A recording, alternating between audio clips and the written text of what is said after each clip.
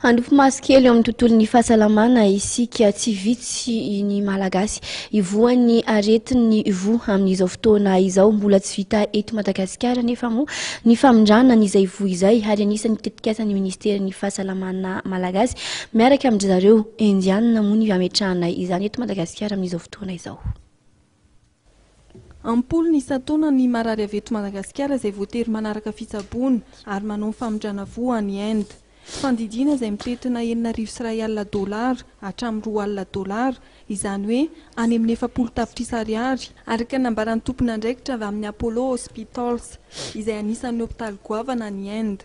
Anamorana ny fandraisan-tanàna ny marary ary ao anatin'ny tetikasa iarahan'ny ministerin'ny fahasalamana sy ny indianina nisy ny fitiliana sy ny fanaraha-maso eto an-toerana. Ka tanjona antsika zany dia mba afaka anaotsika rehefa tena ao le traikefa satria tsy hoe akoka sokafana dia idina fa olombelona dia mila le traikefa zany tsika.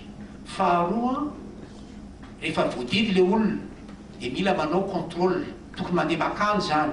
Kanefa rehefa misy an'ity protocole sy convention ataontsika ity zany dia miverina zareo tonga aty dia tsy mila mandany vola zany le marary mandeha makany. Zay ngamba zany izy ka hoe mena ohatrinona le izy efa mena be dia be satria na le frais fotsiny ary zany andeha indroa isan-taona izy dia tsy mandeha amintsony izy zany. Hatreto dia mpitsabo rono nahazo fiofanana mikasika amin'ny famindrana vo raha ho an'ny eo anivon'ny hopitaly miaramila Senso Soavinandriana.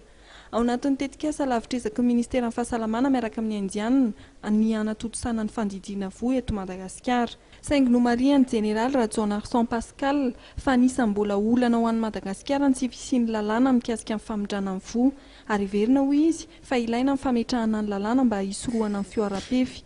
Araka ny fanazavana ao anatin'ny 5 taona no hanatanterahana izany.